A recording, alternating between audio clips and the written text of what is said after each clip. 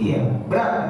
Kiai-kiai, ulama-ulama berat karena kan merasa dia berilmu dan ilmunya lebih tinggi dari yang lain, merasa. Maka tidak jarang kan ternyata kiai-kiai atau ustaz-ustaz ketika diingatkan kemudian marah gitu.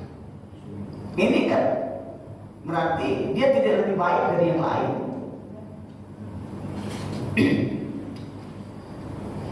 Dan bagi saya, ketika ada seseorang yang mengingatkan saya berterima kasih, dan tidak sedikit. Ketika forum pengajian seperti ini, kemudian ada jamaah yang mendebat saya misalnya, tidak ada masalah bagi saya. Tapi ada sebab jamaah yang lain kemudian jangan begitu. Saya katakan sudah biar saja. Protes nggak ada masalah selama dia tujuannya adalah mencari kebenaran, nggak ada masalah. Berdebat betul, tidak ada masalah. Dan itu justru menambah wawasan berpikir kita semua. Iya. Kenapa? Karena saya secara pribadi tidak mengharuskan juga Anda harus ikut saya. Enggak. Dia punya pikiran yang berbeda, punya pendapat yang berbeda, silakan. Yang terpenting bisa dipertanggungjawabkan, kan itu.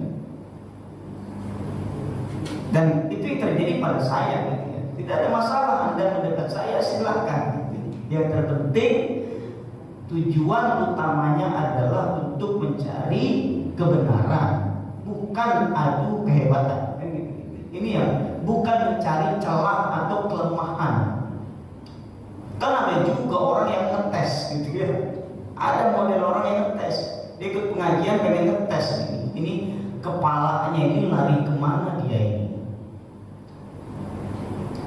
Lari ke Ganjar atau Prabowo atau ke Anies? Ada orang yang ngetes.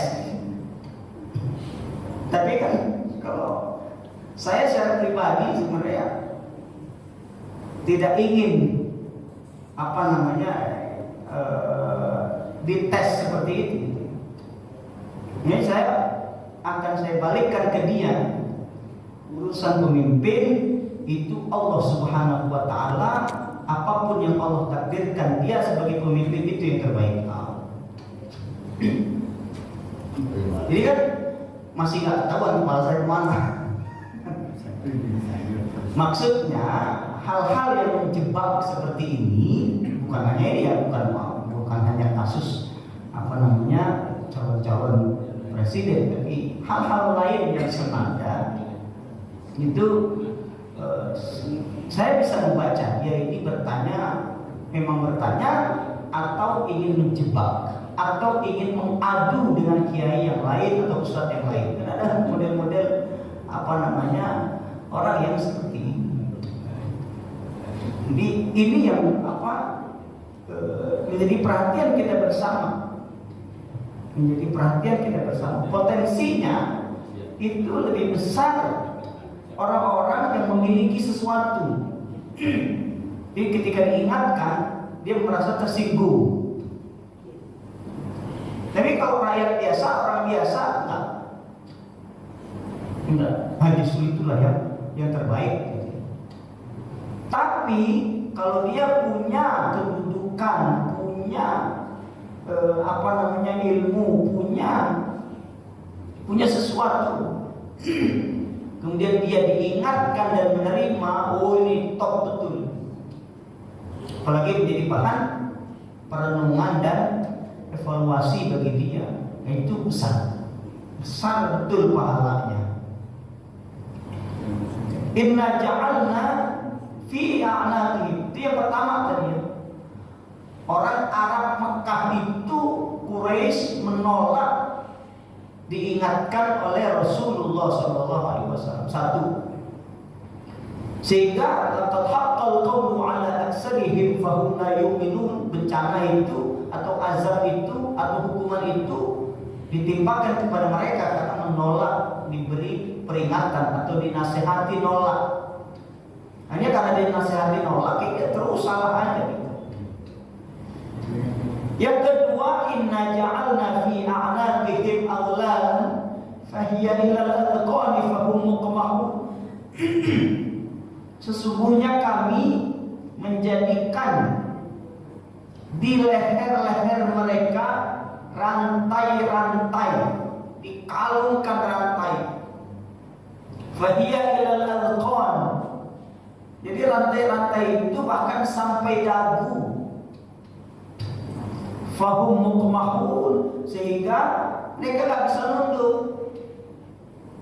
Ini kan pegel. Bisa dibayangkan, pernah melihat orang yang ininya di apa namanya, di gap gitu karena sakit ya, kan gini terus, nggak bisa nunduk, nggak bisa, ini nggak bisa. Bisa dibayangkan sakitnya. Itulah kondisi masyarakat Quraisy. Yang kedua, jadi ini diikat rantai terus sampai dagu, sehingga dia ketika ada kebenaran tidak mantuk. Tidak mantuk. Mantuk itu apa? Ngangguk-ngangguk. Ngangguk-ngangguk ini kan tanda setuju. Jadi kalau dia rantainya sampai dagu begini, terus saja begini, itu kan tanda bahwa dia tidak menerima kebenaran. Tidak menerima kebenaran. Itu yang kedua. Yang ketiga, ini kan sifat-sifat orang-orang kafir Quraisy. Wa ja'alna min baini aydihim saddan wa min khalfihim sadda fa aghayshaynahum fa hum la yusirun. Kami jadikan di depan mereka dinding, di belakang mereka dinding. Fa aghayshaynahum, kami tutup mata mereka. Fa hum la yusirun, sehingga mereka tidak bisa melihat. Karena ditutup. Kenapa demikian? Karena menolak peringatan. Menolak peringatan, udah kita tutup aja deh, sudah nggak ada manfaat sama sekali, sehingga akan terus berada dalam kesesatan. Ini yang ketiga dari masyarakat Quraisy. Dan ini ada sebab turun dua ayat ini. Wa ja'alna min baini aydihim sadda, diawali tadi inna ja'alna fi a'naqihim aghlalan fayya ila al-adqani fahum muqmahun wa ja'alna min baini aydihim saddan wa min khalfihim saddan faghshaynahum fahum la yubsirun. Ayat ke-8 dan ke-9 ini turun sebabnya seperti yang diriwayatkan Ibnu Jarir dari Ikrimah anna Abu Jahlin, bahwa Abu Jahal pernah berkata begini, la in ra'aitu Muhammadan la af'alanna wa la af'alanna kaza. Kalau saya melihat Muhammad, saya akan pasti melakukan begini, saya pasti melakukan kepada dia begini, saya hukum, saya sakiti dia dengan begini, saya pari-pari. Kalau saya melihat Muhammad, itu Abu Jahal, supaya tidak berantakan. Kemudian Allah turunkan ayat ini, fa'azallahu ta'ala qawlahu, lalu Allah turunkan firman Allah, inna ja'alna fi a'naqihim aghlalan fahiya ilal adqani fahum muqmahun wa ja'alna min bayni aydihim saddan wa min khalfihim saddan fa aghshaynahum fahum la yubsirun. Allah turunkan dua ayat ini gara-gara Abu Jahal ngomong gitu. Fakanu yaquluna li Abi Jahal, Nabi Muhammad ada di hadapan Abu Jahal, tapi Tapi Abu Jahal nggak melemparin pakai batu, tidak menyakiti, tidak segala macam. Kemarin ngomongnya gagah betul. Kalau lihat Muhammad saya pasti tonjok dia. Ini Muhammad di depannya tapi nggak ada tonjok. Akhirnya kawan-kawannya orang-orang kafir Quraisy kemudian kan ngejek gitu, ngejek Abu Jahal. Allah berani jadi belakang doang. Pas di depannya enggak, katanya gitu. Terus dikatakan, "Hazal Muhammad, ini Muhammad di depan ente." Fayaqul, lalu Abu Jahal mengatakan begini, "Aina huwa? Aina huwa? Mana Muhammad? Mana enggak ada?" Wala yusiru, dia tidak bisa melihat Nabi Muhammad. Karena Allah sudah katakan di situ, wa ja'alna min baini aydihim saddan wa min khalfihim saddan fa ashaynahum fa hum la yubsirun. Di depannya dikasih dinding, belakangnya kasih dinding, matanya ditutup sehingga dia nggak bisa melihat. Makanya para ulama kita ini menjadikan amalan ini, ayat ini ya, diwiridkan gitu ayat. Kalau pengen tidak diganggu atau tidak dijahatin orang, ya dimanapun lah. Ketika kita berada di pabrik atau di perusahaan atau di tempat kerja atau di mana saja, supaya tidak ditakalin orang, dijahatin orang, selalu baca ini, inna ja'alna fi a'naqihim aghlana fa hiya ila al-qani fa hum muqmahun, atau khususnya ayat 9, wa ja'alna min baini aydihim saddan wa min khalfihim saddan fa aghasaynahum fa hum la yubsirun. Baca aja terus supaya tidak diganggu orang. Karena ketika dia mengganggu, itu di depannya ada dinding pembatas, nggak jadi. Ini wirid atau amalan yang dilakukan ulama-ulama kita dulu ya, mengambil dari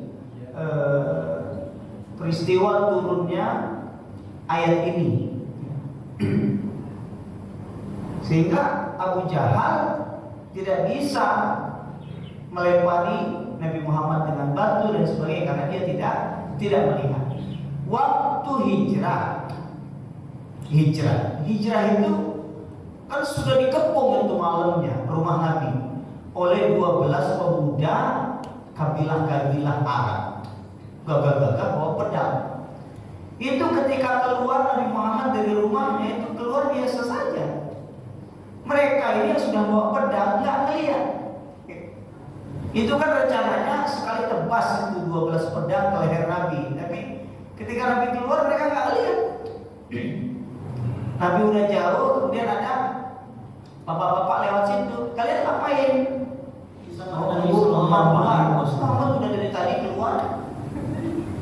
Mana enggak? Kita dari tadi di sini. Ketika seseorang berzikir, Kak, ini yang apa namanya diamalkan ya oleh ulama-ulama kita sering supaya tidak baca Waja'alna min baini aydihim saddan wa min khalfihim saddan fa ashaynahum fa hum la yubsirun. Mungkin ini yang dapat disampaikan di kesempatan kali ini sampai ayat ke-9 pada surat Yasin. Mudah-mudahan manfaat.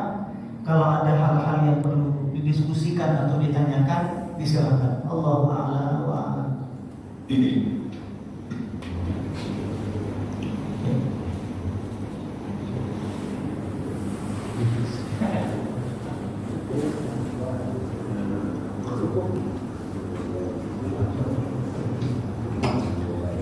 Ada. Kalau tidak ada, kita akhiri dengan bersama-sama membaca doa khatimul Quran, bersalawat kepada baginda Nabi Muhammad sallallahu alaihi wasallam dan kafaratul majelis bersama-sama. Allah